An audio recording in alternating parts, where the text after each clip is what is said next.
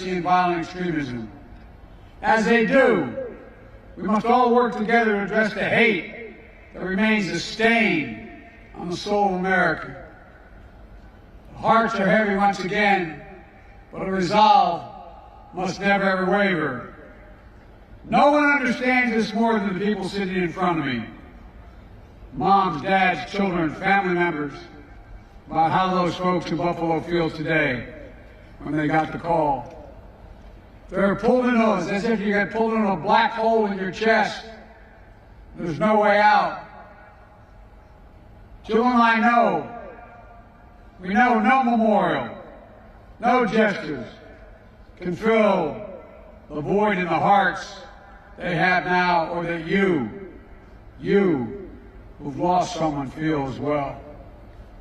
Being here today and hearing the name of your husband, wife, father, mother, son, daughter, brother, sister, brings it all back as if you got that phone call 10 minutes ago. The American people, we owe you. You know, you sit down in the street, your normal families, all neighbors, and every day you worry, and you worry you'd get that phone call as they pinned on that shield. Now you look at an empty chair. Although I didn't personally know your husbands, wives, sons, daughters, brothers, sisters, I knew them. They were the first ones to run in to help when everyone else ran away when we were kids, when we were young men and women, even in grade school. They'd jump in when someone else was threatened or being bullied, regardless of the odds. Think about it. It's part of their DNA. They didn't think about it in terms of serving, protecting, and defending, but that's what they did. They served even before they put on that shield. They protected, and they were there. Being a police officer is not just what they did, it's who they were. I was telling the president of this organization, I grew up in a neighborhood where he became a cop, a firefighter, or a priest. I wasn't qualified for any of them, so here I am. But all kidding aside, we expect so much from our law enforcement officers today. This is a different world we're in. Just in the last several years, it's so much more complicated. The job is complicated. We expect so much more of all of you. We expect you to be drug counselors for the 100,000 overdose deaths that took place this year. 100,000. We expect you to counsel those who speak to a couple in the midst of a violent confrontation, a husband and wife, man and woman. So many of you are literally and figuratively get caught in a crossfire. You're not trained psychologists. You're law enforcement officers. We expect you to be everything. We expect everything of you. Being a cop today is a heck of a lot harder than it's ever been. COVID-19, 1 million deaths in America, leaving behind, the estimates indicate, 9 significant family members or other. We'll also look at that empty chair at the kitchen table. So many kids left behind because of COVID, schools closing down. You're engaged in longer shifts. The strain and stress of it all is why I continue to be so committed to do more, do better, to keep you safe, to keep our community safe, and to build trust and respect that everyone deserves, particularly all of you. We should focus on and fund the things we know that work, like crime prevention and community policing, Not one cop in a car, but two walking the street. Cops who walk the beat, who know the neighborhood, who can restore trust and safety. Folks, the answer is not to abandon the streets. It's not to choose between safety and equal justice. And we should agree, it's not to defund the police. It's to fund the police. Fund them with the resources, the training they need to protect our communities and themselves and restore trust among the police and the people. My dad used to say, when someone would say, "Let me tell you what I value, Joe," he'd look at me and say, "Don't tell me what you..." My dad was a well-read, high school educated man who was a graceful man. He said, "Don't tell me what you value. Show me your budget, and I will tell you what you value." Well, here's what I value. As soon as I came to office, we inherited a raging pandemic with only 2 million people vaccinated. We needed to rebuild our economy and restore public safety. We understood the risks that communities could face with rising violence during the pandemic, and at a time when state and local budgets were shrinking because they didn't have the tax base. They're having to lay off cops, firefighters, teachers. They're under tremendous strain. So we made sure we passed a thing called the American Rescue Plan, providing historic $350 billion directly to the cities and counties and states and tribes, so they didn't have to lay off law enforcement.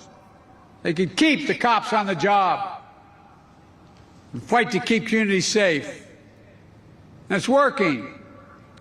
More than 300 communities, from big cities to small towns, are using more than $10 billion.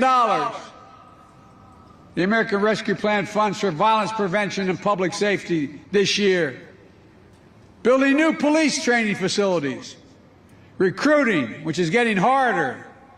Hiring and giving policemen a raise. Partnering with federal, state, local, community groups to reduce gun violence. Investing in community interventions that use trusted community members to work directly with people who are most likely to commit gun crimes or become the victims of gun crimes, and intervene before it's too late. My mother said, "Out of everything bad, something good will come if you look hard enough for it." We're looking hard to determine why and what we can do to prevent that law enforcement officer being put in the middle. I'm encouraging every mayor, governor, to use the American resource money they have, and they have it now. You spend it now. This summer, when crime historically spikes. And this rescue funding for police is part of a comprehensive strategy to combat violence in America. I've laid out this plan to all the police agencies, and they're taking a good look at it. With my budget last year, we increased funding for state and local law enforcement by not almost, 29%.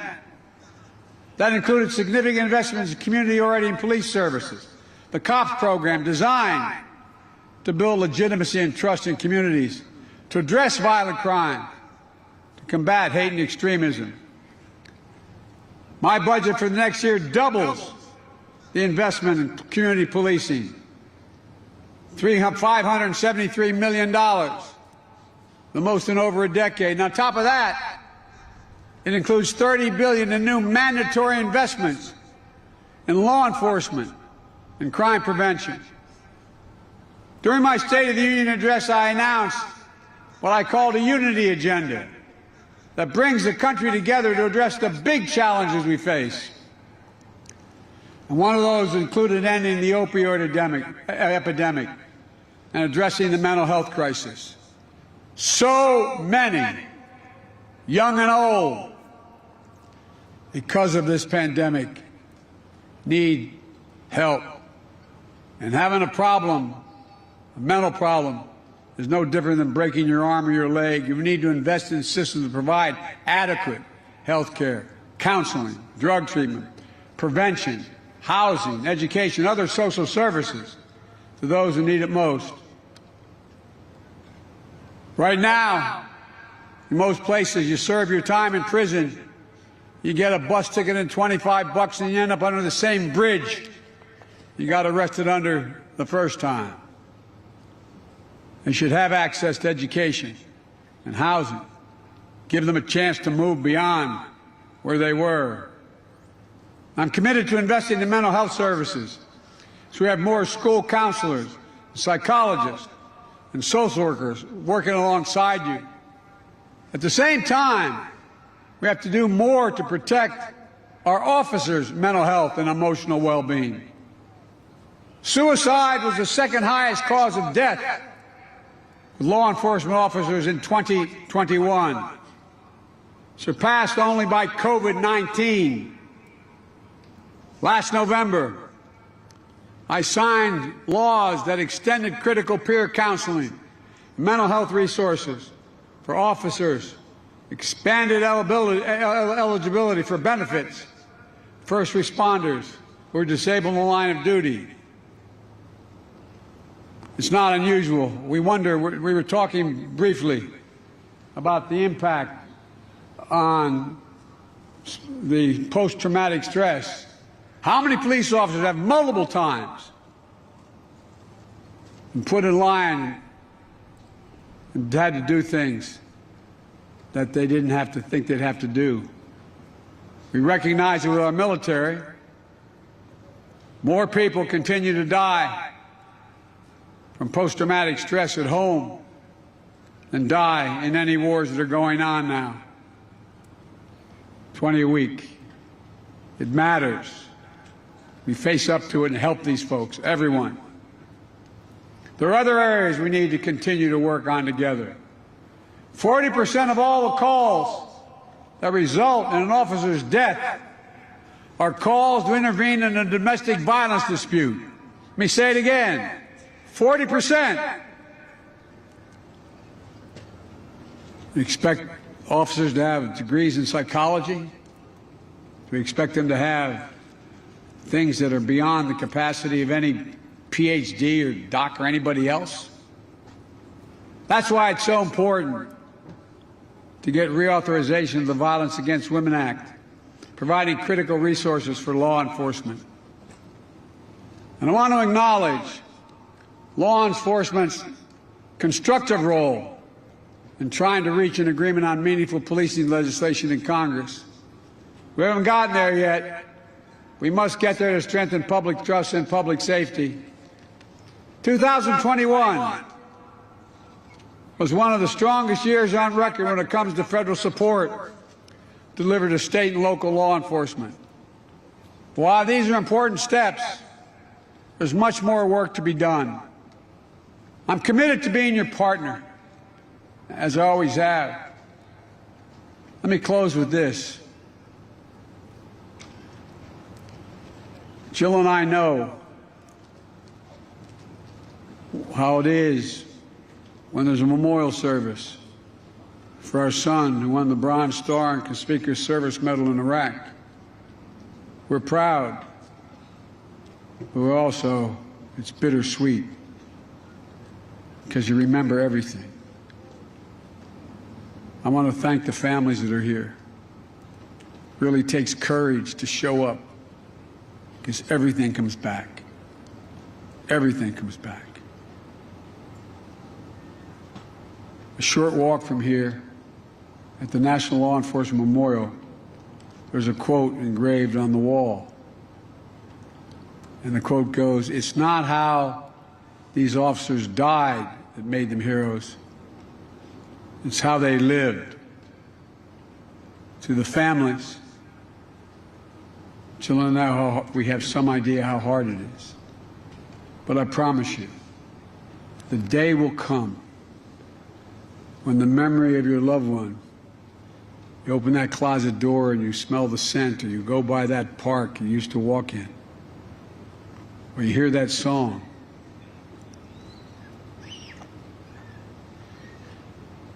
The day will come when it will bring a smile to your lips before it brings a tear to your eyes. And through your pain and your will to find a purpose worthy of how they lived, you'll get through it. But there's nothing easy about it. Our hope and prayer is that we as a nation find that purpose as well. May the souls of those who you loved and those with whom you served rest in peace and raise in glory. May God bless you all, and may God protect our police and our troops.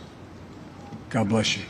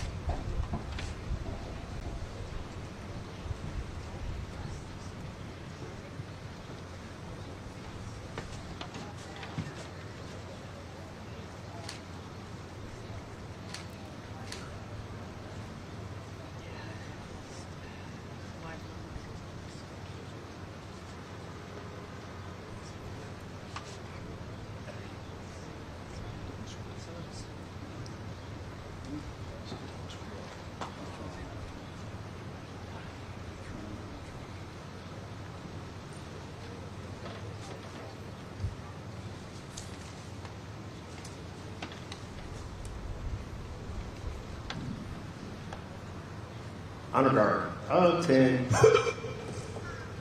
Senator, peace. Present.